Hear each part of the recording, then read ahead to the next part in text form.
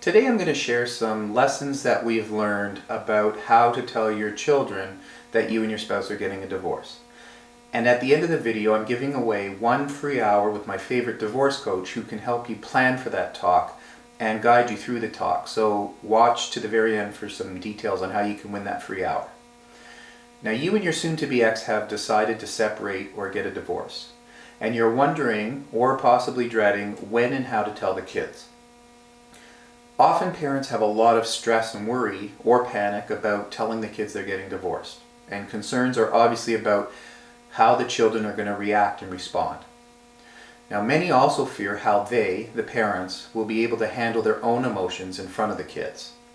And because they don't want to appear emotional or not in control when they're in front of the kids, or they're mustering up all their strength just to keep it together during that talk, unfortunately, many parents keep the talk rather brief and they don't provide a child-appropriate explanation of what's about to happen, or they don't give the kids a chance to ask their own questions.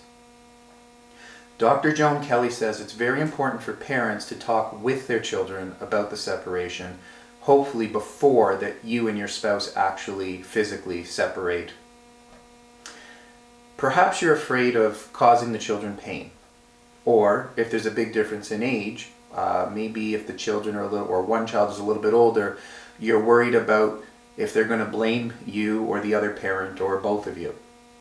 Now, Dr. Kelly says that despite your own anxiety, all children need to know what's happening and how their parents' separation is going to affect their own lives. As I talked about in one of my other videos, it's called 3 Lessons That We've Learned from Kids Whose Parents Got Divorced. I'll put a link in the comment section below for you. In that video, Dr. Bertoli has found that divorce doesn't actually do anything to kids. It's how we handle and respond to everything that's going on, and how our response can ultimately affect the children positively or negatively. Now, although they deserve and need an explanation of what's going on, remember they're not adults. So they don't need to know the grown-up version, if you will, like the reasons that you might share with your best friends or your private therapist. Your answer should give them an explanation, but in a way that's appropriate for their age and appropriate for them to hear and easier for them to comprehend and understand. According to Dr. Kelly, it'll make them feel less anxious, and it establishes a healthy pattern of communication between you and your children.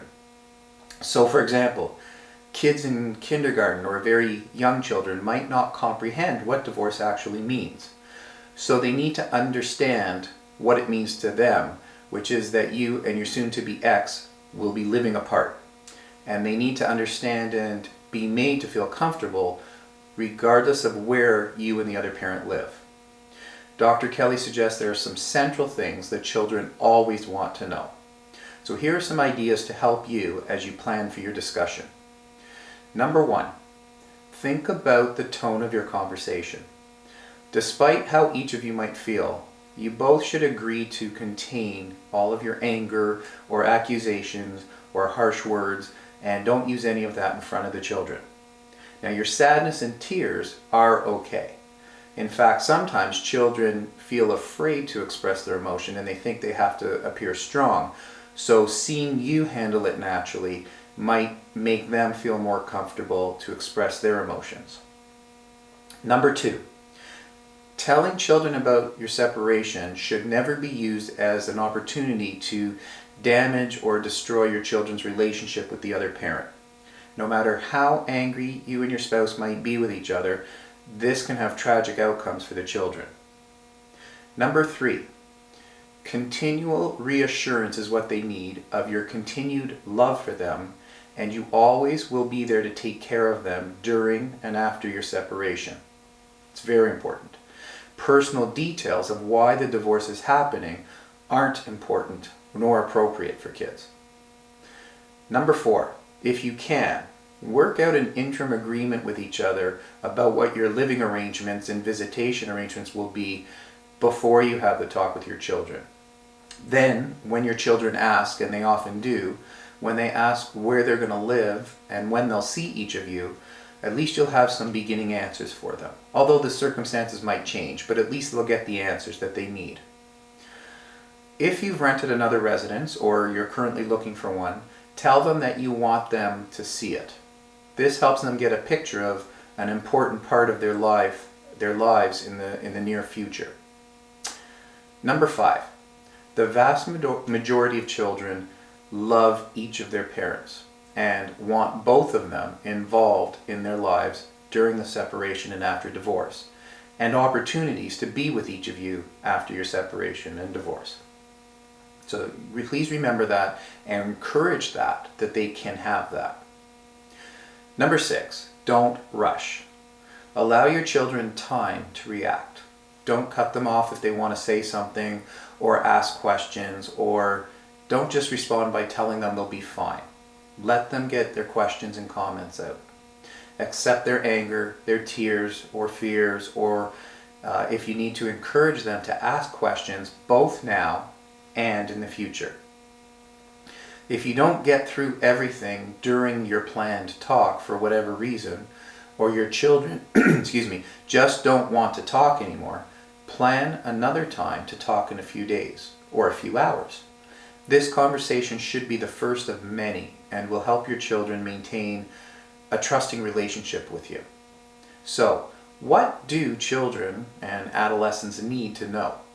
Number 1, that you have something very important to talk about, and after a lot of careful consideration, you've decided to separate and live in separate homes, and it'll happen in X number of days or weeks.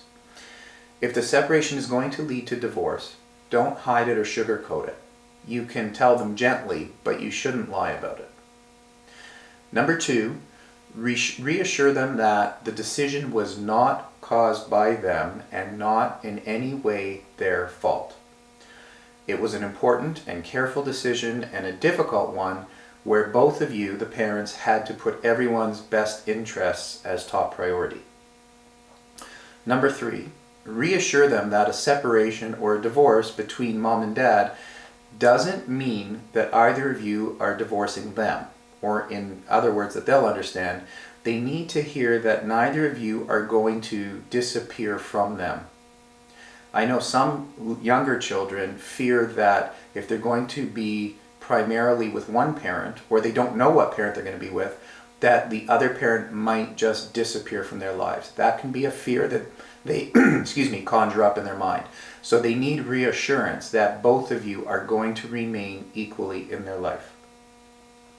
Number 4, tell your children what the separation means for them and what's happening next. Meaning, where each of you are going to live and where they're going to be living. Sharing time between homes with one parent more often than the other or equally, share the details with them.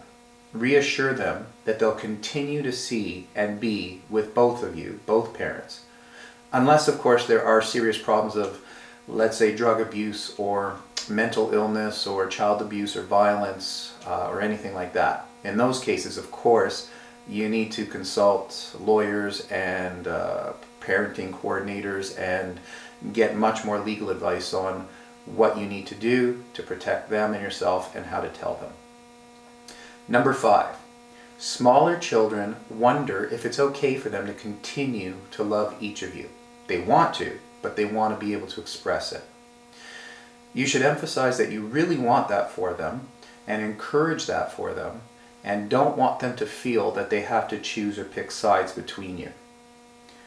Number 6, if you and your spouse are having a lot of conflict and the kids have seen that around the house, reassure them that you both will work very hard to stop that conflict. And you don't want them to be in the middle of your grown-up issues. Number 7, your children will want to know if they can still go to the same school, see the same friends, and keep the same friends, and continue in their favorite sports or extracurricular activities. Answer those questions for them and reassure them if possible.